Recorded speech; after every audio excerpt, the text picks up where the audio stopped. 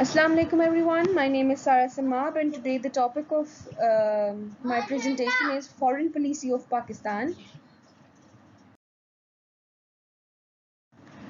I will describe you the basic definition of foreign policy of Pakistan. Pakistan's foreign policy seeks to protect, promote and advance Pakistan's national interest in the community of nations, which means Pakistan is a country which wants to tie strong and good relation with other country so that we can stand in the communities of nation.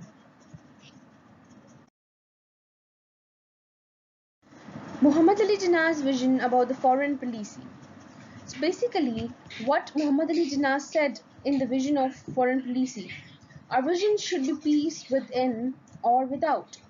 We want to live peacefully and maintain cordial and friendly relations with our immediate neighbors and with the world at large. We have no aggressive design against anyone.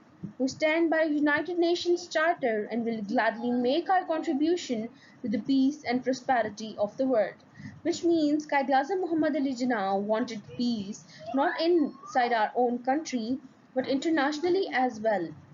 He wanted to tie strong and good relations with other countries on the basis of which we can stand with each other on each and every problem coming towards ourselves.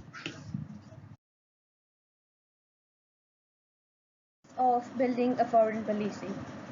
The basic purpose of building foreign policy is to get into good relations with other countries, for making good arrangements so that we can settle down and talk about the problems together mutually, and for not letting the problems become conflicts so that we need a military settlement.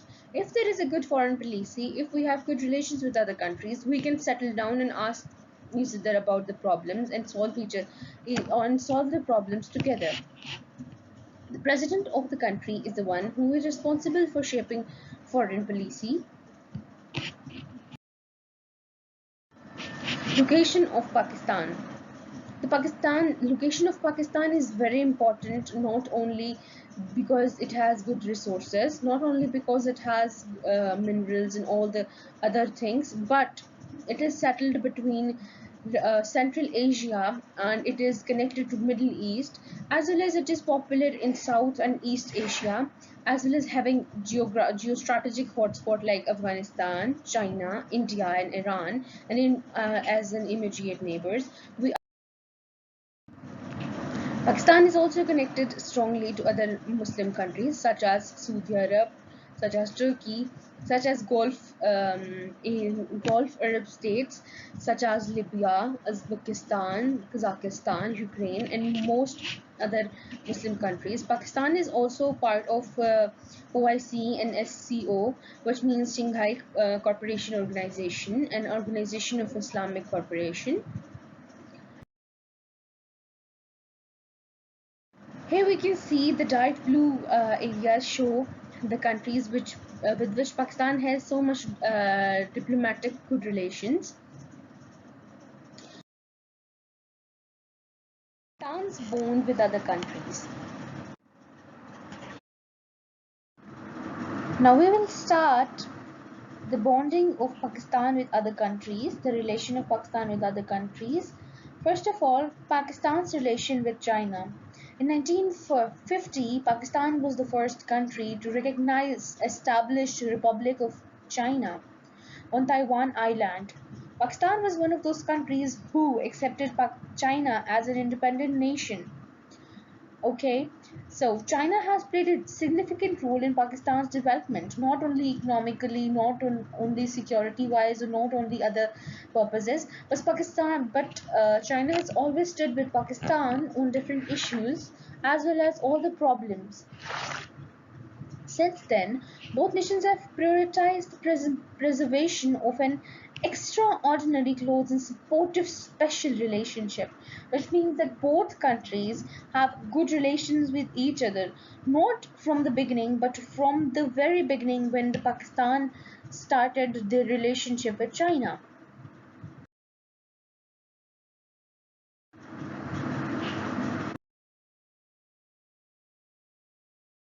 Ties strong relations with United States as well. The relations are as under, as United States was one of the first countries to recognize Pakistan after soon his independence in 1947 on August 14. While the two-nation relationship fluctuate in terms of warmth, Pakistan frequently found itself on the United States side of disputes through the Cold War. As we talk about the Cold War, we know that Cold War was one of those toughest times on Pakistan, Russia, and as well as America. Pakistan was one of those countries who was supporting America, who settled all the system there with America, so that American people, American fighters could enter into Afghanistan and the war could stop.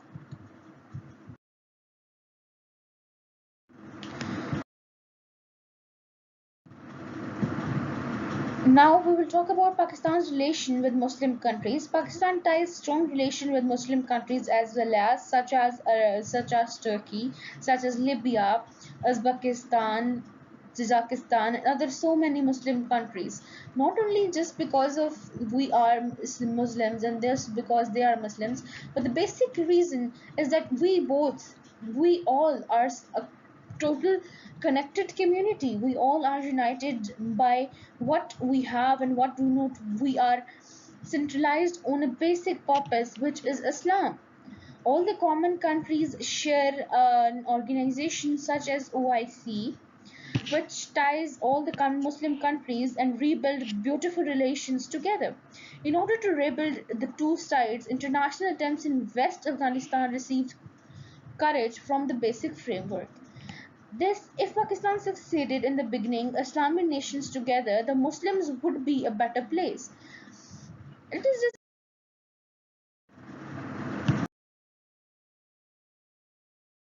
Pakistan's relationship with Afghanistan. In the very beginning, the relations of Pakistan with Afghanistan were not so good, were very poor. Just because of Soviet Union, just because of the reasons of Cold War, just because the reasons of Durand Line. Durand Line is one of the main reasons why Pakistan and Afghanistan do not have good relations, as there was a common boundary shared by Pakistan and Afghanistan. So there was a conflict of boundary line which was resolved soon after it was it went to United Nations.